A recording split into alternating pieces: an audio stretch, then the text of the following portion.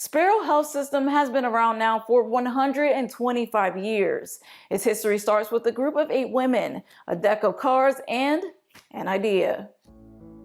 They were doers. They were way ahead of their time. They had a lot of skills and abilities that they put to use, in this case, for a hospital. In 1896, 8 women in Lansing were playing cards at a hotel when they started to talk about healthcare. The conversation turned to the lack of a hospital. Many of them had money and could be treated in their homes. But they realized that most people didn't have access to healthcare.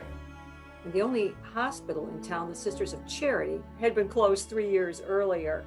And so it left the Lansing community very, very uncovered when it came to providing health care. That conversation convinced those women to step up. Deborah Ginsburg, president of Sparrow's Women's Board of Managers, says on March 18, 1896, 114 women from the community formed the Women's Hospital Association. 11 women were elected to oversee operations on what was known as the Women's Board of Control, the forerunner to Sparrow's Women's Board of Managers. And in May of that year, the city hospital opened. Even though later the men took over running the board and everything else, these women rented out a house, which had been a boarding house, and converted it to a hospital and started running it.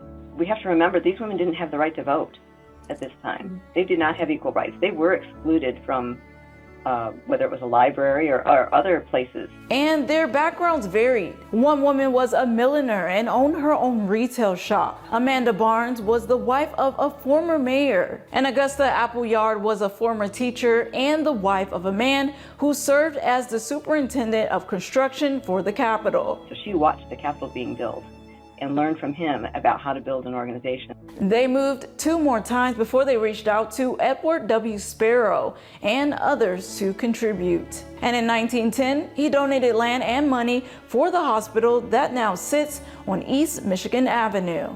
Ginsburg says, unfortunately, the women were excluded from the building and funding, but they did do things like hire the physicians and nurses. Sparrow's Women's Board of Managers is still involved in a lot of different things, including stewarding its 2,000 plus volunteers. Later this year, Sparrow is hoping to unveil a special space where people can come and celebrate its history. Whether you give a donation to Sparrow, whether you volunteer your time at Sparrow, whether you work at Sparrow, whether you just come get care at Sparrow, you're part of the story. Reporting in Lansing, I'm Tiana Jenkins.